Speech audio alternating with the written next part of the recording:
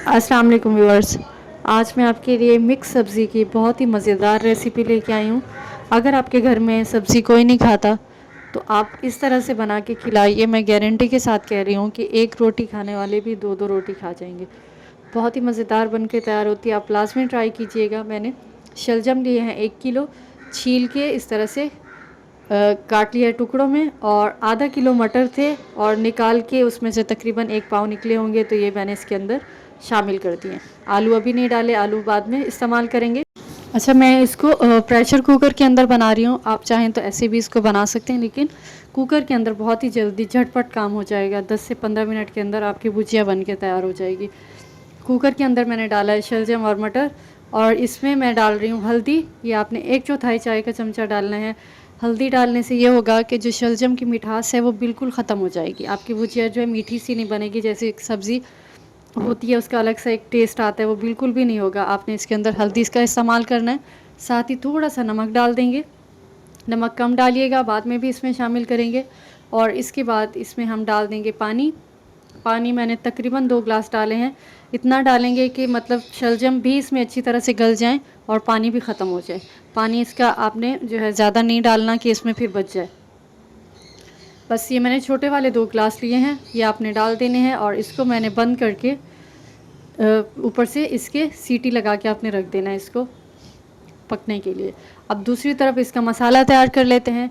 इसके लिए मैंने 1/3 कप ऑयल लिया है। ऑयल इसमें थोड़ा सा ज़्यादा जाएगा सब्ज़ी में, ये आपने शामिल कर देना है। और इसके बाद इसमें 2 मीडियम साइज़ की प्याज ली हैं, ये इस तरह से स्लाइस करके आपने डाल देनी है इसके अंदर। बहुत ही मज़ेदार ये सब्ज़ी बन के तैयार होती है। आप यकीन करें, आप जब इसको बनाएंगे तो बहुत ही मज़े का आपको ये लगेगा टेस्ट इसका, और आप हमेशा इसी तरह से बनाएंगे।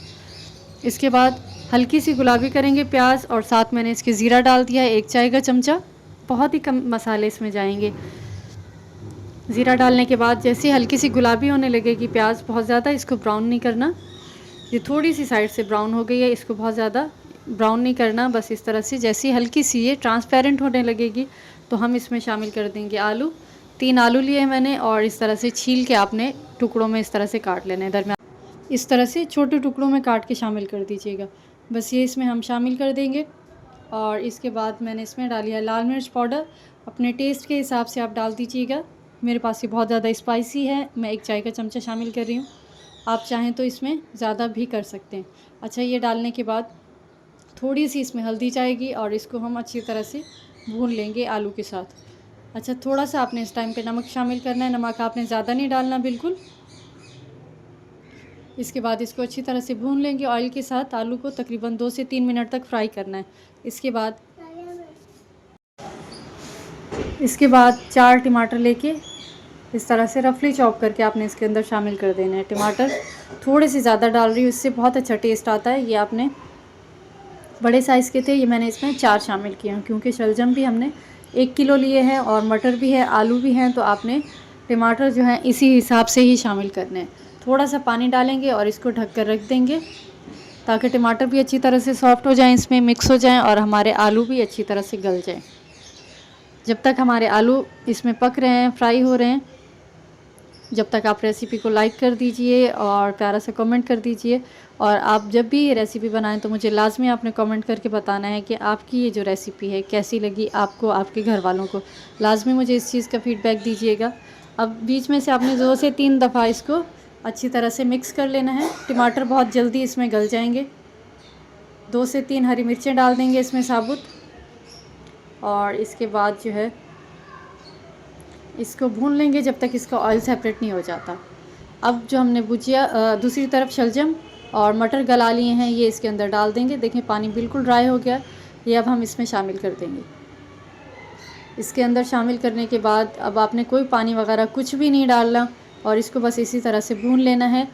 जैसे जैसे भूनते जाएंगे शलजम इसमें ख़ुद ब खुद जो है ना अच्छी तरह से मिक्स हो जाएंगे। जितनी ये आपको इजी और सादा लग रही होगी रेसिपी, आप यकीन करें खाने में उससे कहीं ज़्यादा ये मज़ेदार है। इसको आप मेरे कहने पे एक दफ़ा लाजमी ट्राई कीजिएगा। बहुत ही ज़बरदस्त बन के तैयार होती है। अब तो सर्दियां हैं, मौसम है सब्ज़ी का, तो आप जो है ना इस तरह से थोड़ी सी रेसिपी को चेंज करके, डिफरेंट करके जो है ना इस तरह से पकाया करें, तो आप यकीन करें कि आपके घर में अगर कोई नहीं भी खाता सब्ज़ी तो वो भी खाएगा।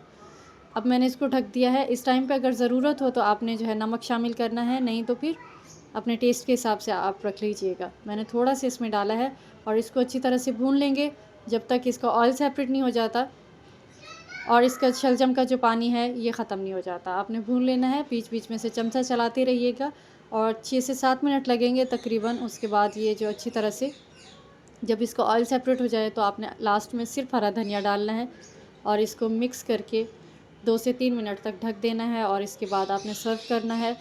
तो मज़ेदार सी आपकी ये जो भुजिया है ये तैयार हो जाएगी।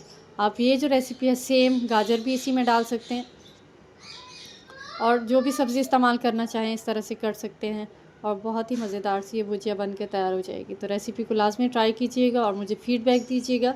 धनिया डालने के बाद भी मैंने इसको 5 से 6 मिनट मज़ीद हल्की आंच पे भून लिया है, तो इससे बहुत ही अच्छी खुशबू आएगी। चाहें तो थोड़ी सी कसूरी मेथी डाल सकते हैं आखिर में, लेकिन ज़रूरत नहीं है। बस आपने सिर्फ हरा धनिया डालना है और इसको सर्व करना है। नाश्ते में भी बहुत ज़्यादा मज़े की लगेगी, सादा रोटी के साथ भी और चावल के साथ भी। आपने इसको ट्राई करना है और मुझे फ़ीडबैक देना है। और रेसिपी अच्छी लगे तो लाइक कर दीजिएगा और चैनल को सब्सक्राइब कर दीजिएगा और बेल आइकन का बटन प्रेस कर दीजिएगा। मिलते हैं नेक्स्ट रेसिपी में, जब तक के लिए अल्लाह हाफ़िज़।